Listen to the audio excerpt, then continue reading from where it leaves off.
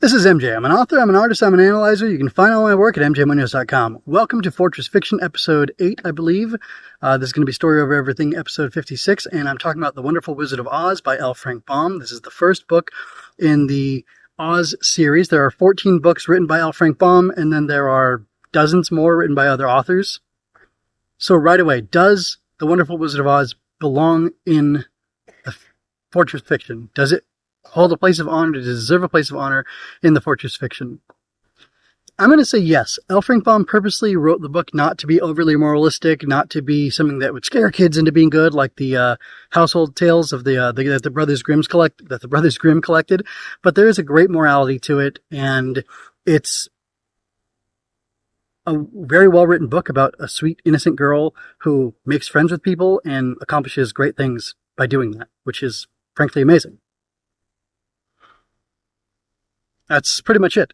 So Dorothy Gale is a very innocent character. She's a very simple character. There's not a lot of complexity or nuance to her. She's a young child. It's odd. There's a lot of things. This was written in 1900, 1901, somewhere around there. And a lot of these older books, I find it's difficult to tell just how old the characters are, because oftentimes people like George MacDonald and The Princess and the Goblin, or Baum here, won't say, or even I think the Pevensey children in C.S. Lewis's Lion, the Witch, and the Wardrobe, it's unclear how old they are. And possibly because these men were drawing on older fiction, older stories, or older fairy tales, or because it was of the times, it was still relevant to them to write in this way, or it was culturally acceptable, or it made sense within the milieu they existed in. They would say a young boy or a boy, and he would, a man, and they'd be talking about a 15-year-old guy. Or they'd be talking about a girl, and it would actually be a maiden, a woman who's not married. And it gets even more confusing because Judy Garland in the movie, which is not canon to the book, they're different things, is, 15, 16, 18, I don't know. Anyway, I'm talking about the book, not the movie. So the book is even more vague. Dorothy could be, from my perspective, anywhere from 6 years old to 12 years old to maybe even a little bit older than that, but it's very unclear. She doesn't act like a baby. She just doesn't act like somebody who's very sophisticated. But that also could be because she's an orphan who has been living with her aunt and uncle on this farm in Kansas, and it's very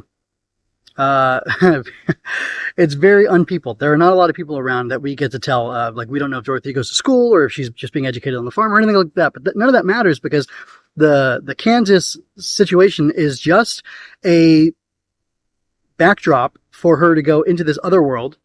She gets isekai'd, to use a modern term, into the land of Oz by virtue of a cyclone. The cyclone lifts her whole house off of the cellar that Uncle Henry and Aunt Em are in with the door closed, and she just gets lifted up and goes away from them. And it's interesting because there's conflict in here and there's deadly danger that Dorothy and the others face, but there's also a softness to it. There's almost an assurance very early in the book that nothing bad is going to happen to Dorothy. The cyclone is mentioned as, being the eye of the storm is what's on Dorothy, what's lifting up the house. And it's talked about as being very gentle, but strong air pressure, but it's gentle, and she wasn't getting jostled about. There was one time where she was kind of jostled. The house shifted from side to side, and then Toto falls out the trap door that's in the house because it's built into it, but he's fine. Dorothy was scared, but it turns out he was floating along, and she picked him up by his ears and pulled him into the house and closed the trap door firmly so that wouldn't happen again. And the narration kind of lets you know, the speaker of the book kind of lets you know that things are going to be okay, but it isn't done in a coddling way. It isn't done in like a cheeky fourth wall breaking way. It's just kind of the way things are talked about, this would have been a danger except for this, or, at some point, after her house lands on the Wicked Witch of the East, there's this Witch of the North who is this little old witch. She's described as being kind of like the Munchkins, who are diminutive people, and she kisses Dorothy on her forehead, and there's a mark left on her forehead. She's got these silver shoes also. The ruby slippers are, I don't know if that was just the Garland movie, if that was on the silent movie version of it, or where those came from, but they are silver shoes in this. And, anyway, these magical silver shoes have all this power in them that Dorothy doesn't know how to access, and she's this innocent bearer of this amazing power, and the virtue or the power of the Witch of the North, the Good Witch of the North, and the Silver Shoes protects Dorothy from all sorts of harm, but still she is in danger, and Toto has no protection. So Toto is the one who is in danger most of the time, I'm going to say, but even though that's not technically accurate. Like, he's the one who has the most to lose, or if Toto were to die, which he could, because he's just a regular meat dog, which, by the way, that's a term they use in this book, which is hilarious. She would be very sad. Dorothy would be very sad, but she would ultimately be okay. She would, move on from that and be okay physically herself from any harm. But still, the book acts as if the stakes are real for her. That if the Kalidas or the wolves or the bees or even the winged monkeys did anything to harm her, she could get hurt. But it's the between the Silver Shoes and the mark on her forehead from the Witch of the North, she is always safe from dangers ultimately. So it's almost like Baum assures the reader in the beginning, through circumstances that happen in the book, that Dorothy is going to be fine, and then he puts her in danger and neglects to mention that, except for one time at the Winged Monkeys, they refuse to kill her or harm her, and they instead bring her to the Wicked Witch of the West, because they say, hey, we're going to help you. We're bound to help you as to the best of our ability, but we cannot work against the charm or the spell put on Dorothy by the Witch of the North. So that's interesting. And I don't know, there's like a lot of interesting world building stuff in here that Baum sort of inconsistently expands upon in his further versions of the book, or not further versions of this book, but in his further installments, the sequels of Wonderful Wizard of Oz. And that's okay, because it's all just so charming and good and sweet. And, what are the virtuous things? What are the things that'll build up somebody from this book? But if that's the focus or the one of the focuses on Fortress Fiction, well, I'll tell you in a moment. I would argue that the virtues on display or argued for, promoted in The Wonderful Wizard of Oz are those of innocence, kindness, trust, friendship, loyalty, humility. I don't know if I said meekness already or not, but that is definitely one of them. And those are all on display through different characters' actions at different times. And there's a simplicity, which I think is really beautiful. And a lot of the kindness and gentleness and meekness comes from Dorothy. There's a humility that all the characters have.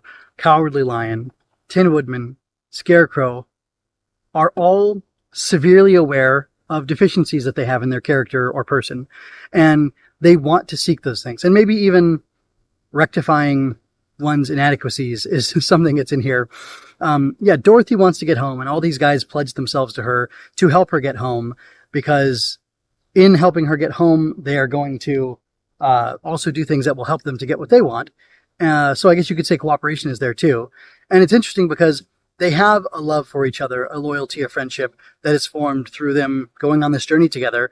And the spark for that, or the instigator of that relationship and that connection, is Dorothy, with her humility and meekness and gentleness and kindness and her warmth and her willingness to accept others. So all of that is part of what makes the book a really good candidate to be part of Fortress Fiction. What makes it worthy, what makes it laudable, and what I think makes it something that will help people to grow into better people from reading, loving, and valuing the story. Some of the things I want to say about the book itself is that one of the things I find most interesting is it has a very interesting structure where it feels very much like it's divided into quarters. Like, you can almost feel the structure of the book, which is interesting because in some ways it kind of builds anticipation for what's coming next, and it keeps the engagement up. Another interesting thing is that it's almost structured as if it's an adventure story where every chapter can be read on its own entirely, and where every chapter tells a story beginning, middle to end, and where every chapter is not necessarily necessary to enjoy the rest of the book, but it's like you're going on a quest or a series of adventures with these characters. And the more you know them, the more enjoyable the quests are. And yet they're written so skillfully that you don't really need the rest of the context. It just builds and it improves it when you have it. So if I'd read chapter 17 out of context, it would have been good, but it wouldn't have been as good as it was after having come after chapters 1 through 16. And I like that. I think that's really skillful. Baum is very imaginative with the strange creatures that he puts in Oz. And there seems to be, the way it's written, there seems to be no upper limit to the strange new creatures that you'll meet in this fairy country. And there's a lot of like kind of under the radar social commentary critique that is interesting. It's old book, so it's not our current cultural context, but there is still something there. Oz is a fairy country because it is uncivilized. And the Ozites determined that Dorothy must be from the civilized parts of the world, because in the civilized parts of the world, there are no more witches, there's no more magic, there's no more fairy tale type things. And this land of Oz is only a fairy country because it is uncivilized. So the uncivilized nature of Oz is what allows it to have the magic and the wonder and some of the dangers that are associated with the fairy tale. And it's interesting because it's not saying a fairy country is better than a non-fairy country. It's not saying a civilized or an uncivilized country is better than a civilized country. But for being an uncivilized country, being a fairy country, it is interesting how humane and loving and good things can be there. And there might just be something there about the people who at Baum's time were calling other people uncivilized. And there might be something there about people who are today calling people uncivilized and what that really means. And if there's a magic to the wild and civilized things in this world, then perhaps we shouldn't be in a rush to civilize and tame everything in existence. Maybe there's something foolish in that. And maybe the things that we give up to live in a civilized world aren't worthwhile, and maybe that's something we should consider. It could be just my perspective, who I am as a person interacting with this book, but I don't know. Maybe it gave you similar thoughts. That's about all I have to say about the book. It was really good. I thoroughly enjoyed it. I had so much fun. I laughed out loud several times while listening to it, and it's just charming. It's charming, and it's sweet, and it's good, and it makes me happy. It's a fun story, a good, sweet, innocent, fun story, full of danger and courage and all sorts of good things. It's got all the hooks to make a good story, and it does it in a way that's totally family friendly and virtuous. It gives an example of virtue and goodness of these characters without telling you that that's exactly how you should be. But you like all these people so much that you do want to be like them. You do want to be one of their friends, and you want to fit in with Dorothy and her companions. Okay, so it's time to wrap up this love fest by telling you a little bit about L Frank Baum and his other works. So I'm reading straight from the wiki. So in addition to the 14 Oz books, Baum penned 41 other novels, not including 4 lost unpublished novels, 83 short stories, over 200 poems, and at least 42 scripts. He had numerous attempts to bring his works to the stage and screen. The 1939 adaptation of the first Oz book became a landmark for 20th century cinema. Yes, it did, and it was amazing. So, career, bibliography, how about that? So, we're going to go with, we're going to go with works. Okay, Mother Goose. So if you want to check out Baum's other works, here we go. You can check out any of these. Mother Goose in Prose by the Candelabra's Glare. So that was 1897, 1898. Father Goose, his book, 1899. A New Wonderland, revised as The Magical Monarch of Mo on 1903. Oh, interesting. The Army Alphabet, the Navy Alphabet, American Fairy Tales, The Life and Adventures of Santa Claus, The Enchanted Island of You, John Doe and the Cherub. Let's see, The Sea Fairies, Sky Island, Queen Zixi of Ix. Let me see. Land of Oz works. Let's skip over those and look at some of his other books. Okay, I couldn't find it at first on the Wizard of Oz type page for Baum, but he also wrote girl detective books Mary Louise that began in 1916 and Phoebe Daring in 1912. It's the Daring Twins series, actually, so it's Phoebe and her brother Philip. Is that what it is? Yeah, Philip and Phoebe Daring. So that's pretty neat. There there were some other books he wrote, but I'm not going to list them all. You can definitely check them out. You can find a lot of them on LibriVox or anywhere where there's public domain books. I suggest you do that. All the 14 Oz books are fantastic. Phil Schinover does a great job reading them all on LibriVox.